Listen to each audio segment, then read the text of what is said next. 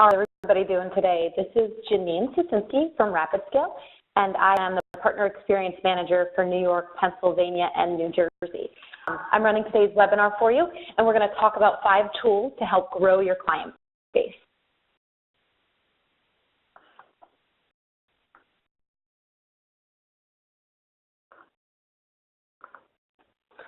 Quick webinar reminders here for you guys. The webinar is going to be recorded, and the deck and the video will be sent to you.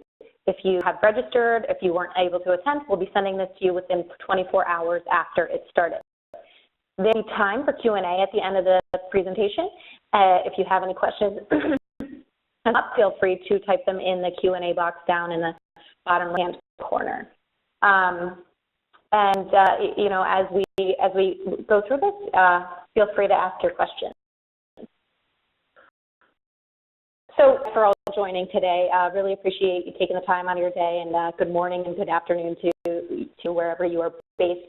Like I said, I am a Partner Experience Manager for RapidScale. I am based in Pennsylvania, so I am right between Philadelphia and New York City. Today's webinar, we're going to talk about, the 5 tools to grow your client base. Why are we doing this? I think these 5 tips will help you build out a plan to uncover some cloud opportunities and generate additional business. So start with tool number 1, or tip number 1. Tip number 1 is the RapidScale Cloud University platform. I don't know if you guys have done this before, or if you've already completed this. This is, the first step in making sure you have that knowledge share to understand, what cloud is, what cloud technology is, kind of those buzzwords that are out there. It's a really great course. It's you can do it at your own pace, and it helps you understand, common terminology like infrastructure as a service or desktop as a service, maybe disaster recovery as a service. Also get a better understanding of the different types of clouds that are out there, such as private and hybrid or hyperscale cloud. Really, this is the foundation to help you speak the lingo and understand cloud technology. So tool 2, build a target profile. Cloud services, there are, there's 3 areas that we've really identified are a good fit for customers that would be good for a managed cloud offering. The first is they have less than 4,000 users or employees. While this isn't going to be all of the deals, this will make up a good majority of them. Most of the companies that fall into this size really have limited IT resources, and it allows them to focus on their business. So some companies that maybe have less than 25 employees, while they may be a good fit, they often don't have the budget or the staff to outsource their IT. And the people who have over 4,000 users, they often have large dedicated IT teams today. So they're already doing this, and they don't need a provider for managed cloud. The second area, IT strategy changes. Well, often this is a good indicator that they might be looking at making a change or outsourcing. They might be looking to implement maybe a new solution like disaster recovery as a service, or have a new IT director that came in who wants to establish, his own vision. Maybe he has mandates to make changes or improve efficiency, security, or maybe even cost. So that 2 really is a good spot. If you have a customer today that has a new CIO or CTO coming in, I think that's a really, really good top for you to pick up the phone and give them a call to see if it's a good fit. Another, security regulations. So clients, who need to leverage compliances like HIPAA for healthcare, PCI DSS for credit card processing, or even SOC compliance. It's much easier to leverage a cloud provider who already has the experience dealing with these types of compliances. Since we have, customers in regulated industries all the time, our solution architects know how to design cloud environments to meet these standards, and clients will fall, in the sort of bucket. A lot of the industries that we see with the security regulations might be healthcare, finance, insurance, retail, legal.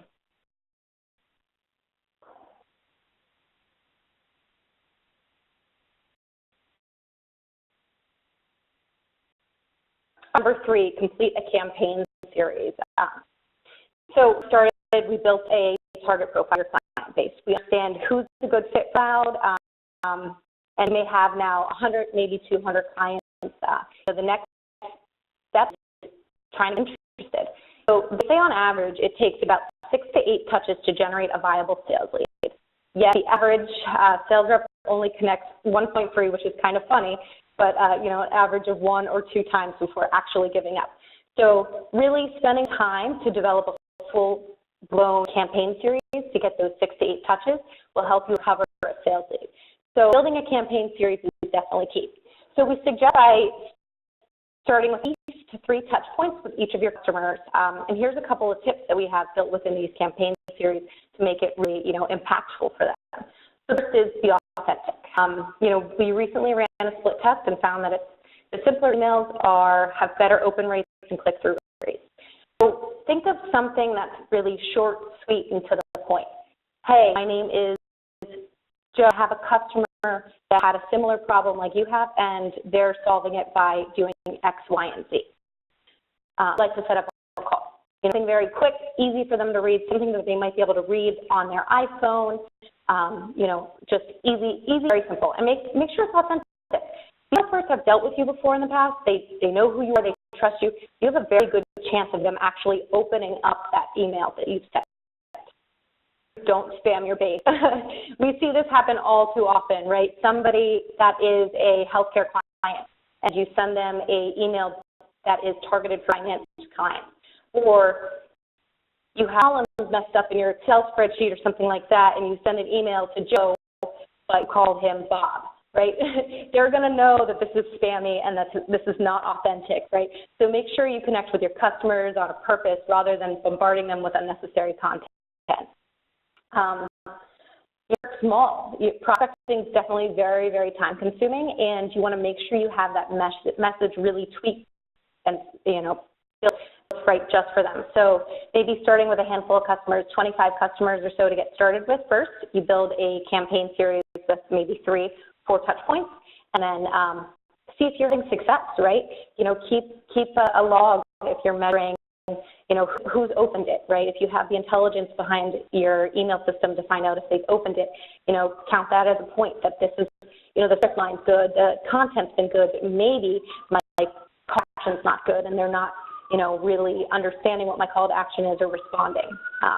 So starting with 25 customers or so first, we'll keep it small and you can tweak it and build it a little bit larger as you go forward. So you originally have 100 or 200 customers that you want to target, 25 is a great step, and then from there you can tweak.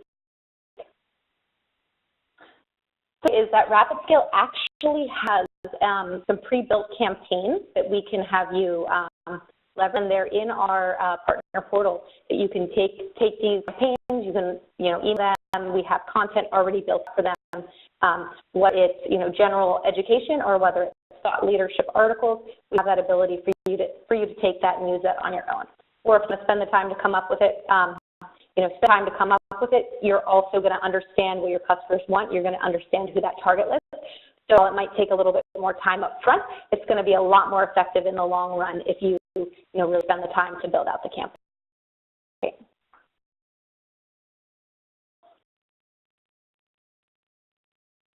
So a sample campaign, you know, this is a 3-step campaign. Is email number 1. Something simple, and people love this. You know, you came to my mind, right? I thought of you when so was talking, right? I talked to a partner recently, and I thought of you. The IT leader had what's their challenge or what's their issue that they're trying to address. Maybe it's scalability. Maybe it's you know, onboarding new clients. Maybe it's BYOD, bringing your own device.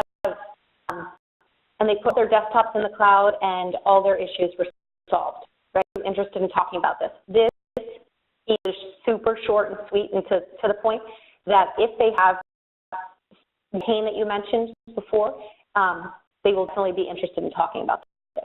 Right? This is the first email. It's out the door. Maybe wait 2 days if you have gotten a response, and after that, pick up the phone and give them a call. Right? Did you hear the news? This is great. This is another, you know, great example. Did you hear the news? Because this is not necessarily salesy, right, but it's using the tools and the industry articles that are out there. Did you hear that Microsoft is replacing Windows 10 with a new desktop as a service offering? Right, huge. Desktop as a service is a growing market. So what does this mean for your business? Are you interested in chatting more about our managed desktop as a service offering? You know, pick up the phone. If they don't answer, definitely leave them a message. And when you do leave a message, make sure it's short and sweet and to the point. Put your name up front, your phone number up front, the reason why you called, and then also turn it back around and end with your phone number as well. So they have that ability instead of having to, go through and re-listen to the message again to know, number it is to call. Touch 1, no success. Touch 2, you left a voice. Touch 3, send another email, right? And get them to say no. It always is so challenging to kind of get out of that comfort level, say no. Most people are wired to say yes, yes, yes, yes, do more, yes. But just kind of retweak the question that you're going to ask them and get them to say no. What a waste of your time to learn more about cloud services. Yes or no, right? Just taking the time to get them to think about that and get them to say no. This is a short sample of an email call email campaign. I know I mentioned earlier that we want to do, 6 to 8 touches to make sure we're staying relevant and top of mind with our clients. So maybe you spend the time to craft your first 3 touches, and then you do another 3 touches after that if you haven't gotten interest. But making sure you spend the time to understand your target audience, right? Who's on that list that you're going to be sending this to? What's going to be the issue that's relevant for them? What's going to be the challenge that they're trying to overcome? That's going to be the most successful that you have, the most success that you have. All right, so number 4, this is great. We have our target audience. We have, a campaign series, whether we've only done 3, maybe we have our full 6 touches built out. But on the line, you got someone who said yes, right? They're interested. They want to know, how they can learn more about desktop as a service. So what your next step really is to do is to set up a client call, right? So get them on the phone and be like, hey, thanks so much. I'm glad you're interested in learning more about desktop as a service. And that's really 4 different areas that are, what we call big qualifiers, right, to see they have an potential opportunity. Now, you need to have all 4 out of these. Maybe the person that you're talking to might know the answer to all 4 of these. But if they have 2, that's a really, really good indicator that this is a true opportunity. So the first one is budget. Do you have a budget for this project for implementing a desktop as a service offering? If you can tell that they're uncomfortable with you asking that question, maybe say, is there a range that you have in mind for this? Or maybe they'll come back and they'll say, yes, we have established budget. It might not be what they'll say, but at least get them thinking that, guess what, there's going to be a cost associated with this, and maybe we need to have some planning for our budget for this potential project. Right? And maybe they will give you a range. Maybe they will say, yeah, today we're spending XYZ with an MSP or something like that, or maybe we're, doing it in-house and we're going to, reduce costs, or we have a little bit more money to get a little bit more service for what we're looking for because we're having a challenge with our current environment. All right, next one is authority, right? A really nice way of asking this is, who, in addition to yourself, will be part of that decision-making process, right? Just assume that the person that's on the phone or that they are going to be leading that project, and maybe they'll come back and say, hey, it's me and my boss, Joe, who is the CIO, right? Or maybe it's just, yeah, you know what, it's just me. I am the only person on our IT staff, so I really need the help, and I'm going to be the one that's going to make the decision. I might get my, the CEO sign off on it, but aside from that, it's pretty much me making the decision. The next, really, what is that need, right? And I think that this is uncovering the solution, right? Understanding what those challenges are, to identify what their need is and their pain. And one is time frame. When are you looking to have this project implemented? Right? When do you want to have it up and running? When do you want your users to have access to their new desktop environment? Understanding that time frame will help us and help you also build backwards to find out how quickly they need to make a decision, when we need to have the environment fit. But what if they need a PC environment? How much time do we need to have built out in between that time frame? Understanding these obstacles in uncovering that opportunity. So consider these following questions, before you get onto that call. Right? Here are some of the that we've identified that are really good fit for cloud. Is do you have security concerns or right? I know I mentioned that in that target profile, the one bucket was around security concerns, right? PCI DSS or HIPAA compliance.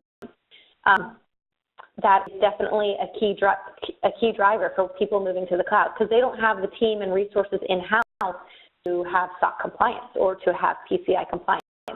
So when you're talking to somebody and they may be in legal or they may be in a finance industry, understanding, what their security concerns are. And they're great probing questions when you're talking with them.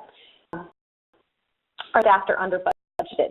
You can just do a little bit of, research on the back end before you get on the call with them and learn about the company. Maybe go to their LinkedIn profile, check out how many people they have in IT staff. Are they understaffed or under budgeted, right?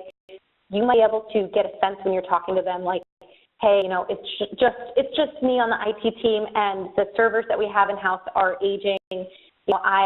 I'm doing too many emergency alerts at 3 a.m. on Christmas Eve, and I'm tired of doing this. I really need a cloud provider to help manage this for me. And this also goes to the next bullet, really. Are they stuck in the day-to-day grind versus being strategic? I think really, a lot of the people that we are a fit, they really are stuck in that day-to-day grind. They're adding users. They're resetting passwords.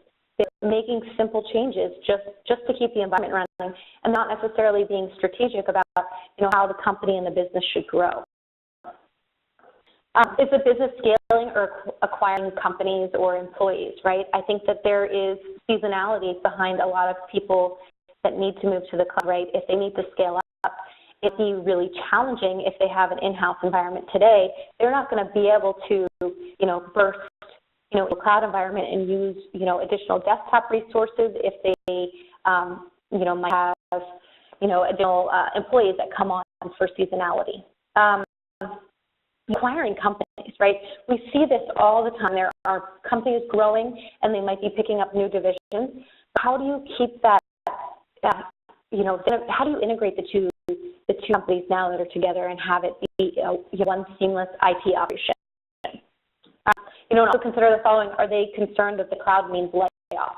Right? I think that if they've been traditional and they've been in-house, they might be really worried about looking at a managed cloud provider, because they're like, oh no, what does this mean for my job? I think that you have to explain to them that, guess what, we're going to make, your job's going to be even better. You're going to have a higher level. You're going to be more strategic. You're going to be able to, provide different, support for the organization, and you're not going to be stuck in that day-to-day grind. So really positioning it that is not there to lay them off. It's to help them and make their job better, easier, and, have them have a more strategic role. And then the other thing that we often come up a lot with, are they experiencing poor services with an MSP?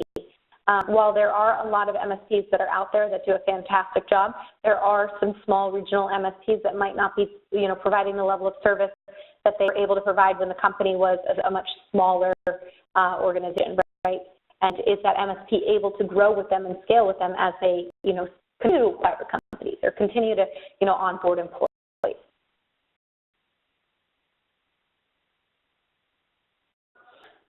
Let's talk about tool number 5 here, guys. I think I'm doing okay on time. So tool number 5 really is the power of partnerships. So side-by-side selling is what we do.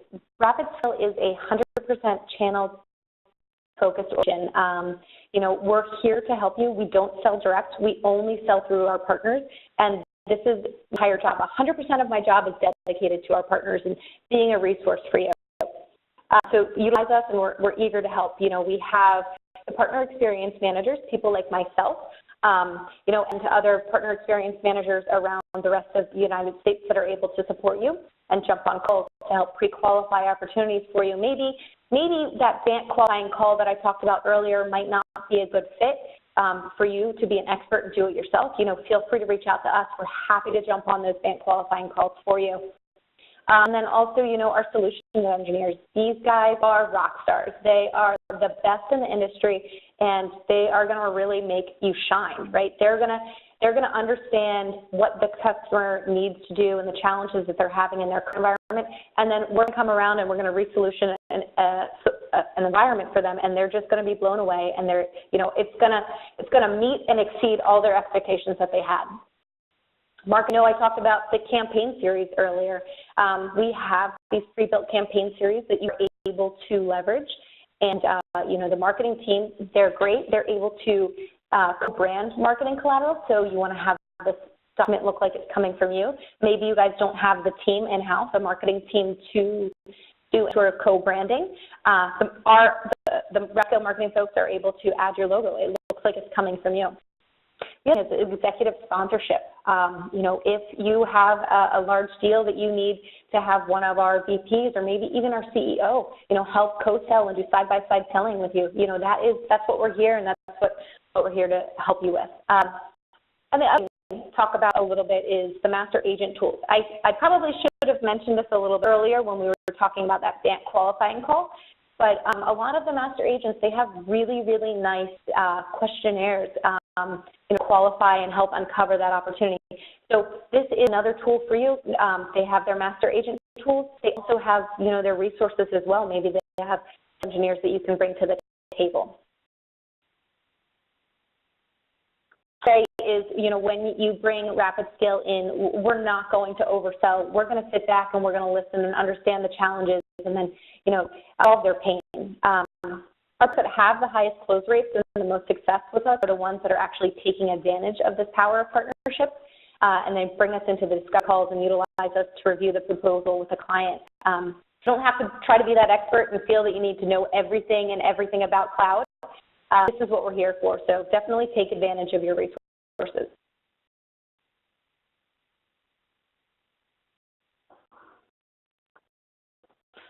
Here is the partner portal. I know I mentioned a little bit about that earlier.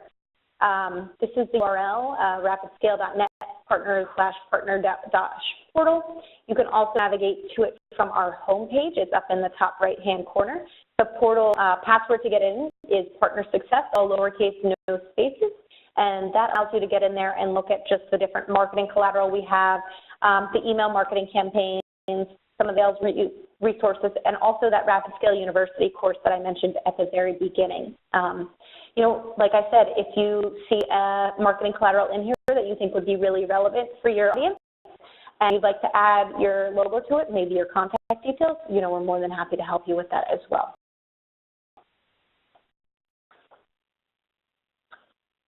In wrap-up here, just quickly go over these 5 different tools that we talked about to grow your client base. The first really is that foundation, the RapidScale Cloud University, right? Understanding how to speak their language, understanding the products that are out there, understanding the market, the landscape, and industry. Tool, building target profile, right? So taking a look at your customers that you have today and really segmenting them into who is a good fit for cloud, right? This is going to be really, really good because once you come up with a list, then you're going to be able to build that campaign series. And that campaign series is what uncover those leads or opportunities for you. And once you've identified somebody that's interested, taking the time to, schedule a qualifying call, uncovering that opportunity, and really getting in and listening to what their pain is, and asking the question, what happens if you don't make a change? If you make a change today, are you still going to be able to do business? Are you still going to be experiencing the same challenges that you had before? And the last tool, really, don't underestimate the power of partnership. We are here to help sell and help sell side by side with you and to make you look like that hero and help you grow your business to find additional cloud opportunities.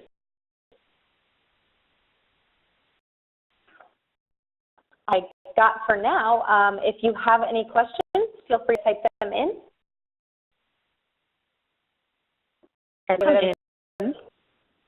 Okay.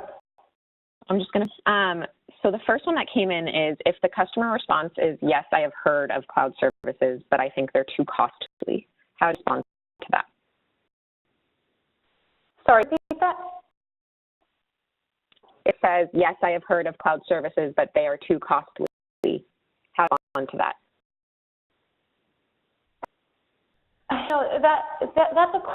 That's really a question that we hear, right? People might not have moved, might be leveraging cloud resources today, they might automatically think, yes, this is going to be more expensive. Well, in reality, you will have additional savings, right? Moving to the cloud, you're not going to have to manage that equipment. Think about the human capital cost that's behind it, right? It might look like it's more expensive up front, but there's all these other, areas that you're not going to have to maintain yourself. One of the things that we have is we actually have the ability to do a TCO for them to understand what the cost would look like up front if you're doing it. And we're happy to walk them through all different aspects of it, right, where the different influencers are for driving up costs, or spend the time to lower costs for them. Another one that came in, how does the Cox acquisition benefit RapidScale, our clients, and us as partners?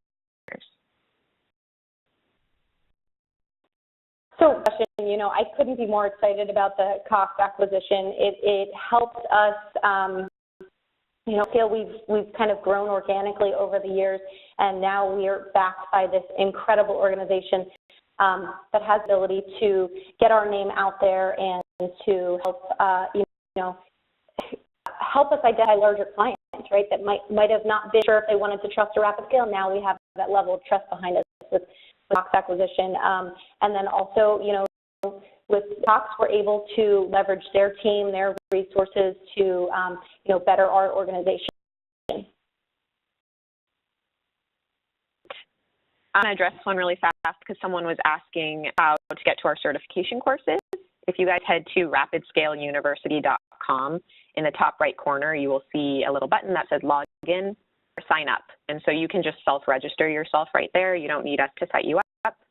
And the partner portal is actually separate, and that's where all of the campaigns that Janine was mentioning are located, and that's on our main website. If you click in the top right-hand corner on partner login, it should one master password, which is partner success, all word, all lowercase, and that's where you find those marketing tools. And final question, Janine, are targets that are better fits for desktop as a service versus cloud servers? Yeah, that's a good question. So desktop as a service, right, I think that, there's a couple of drivers that might be really good identifiers for who's a good fit. So change workforce, right? I think I mentioned a little bit about seasonality before. You might be working with an accounting firm, right, who is going to double their team during the tax season. That's a great fit for desktop as a service. Thinking about, maybe your customer is looking at upgrading their laptops. They have aging laptops, right? That's another great fit for desktop as a service. BYOD, I think that you guys have heard BYOD plenty of times, but the desktop as a service is a great fit. You can log into your iPad when you're on the road on sales calls, or you can log in through your phone, right, and get that same desktop experience regardless of what device you're using. And then for cloud servers, right, you're gonna see a lot of that's kind of similar, but it's a little bit different, right? So they might have these that are in-house that are aging, and they might have the need for better performance and scalability, right? So maybe they have seasonality in their business as well, and they need to scale their environment, or maybe they're expecting, their environment to grow over the next 3 years, and if they just, and today it's going to be really, really expensive, but and they're not going to start to use it until maybe 3 years from now. So leveraging a cloud provider like that to help do that scalability is, definitely a good fit for the infrastructure as a service cloud servers. Awesome questions. All right. Well, thanks, guys. Feel free to reach out. And once again, thank you so much for joining. If you have questions, you can shoot me an email, or anybody else on the RapidScale team an email, and we will be recording or sending the recording around to those that attended and those that didn't attend as well. So thanks for listening.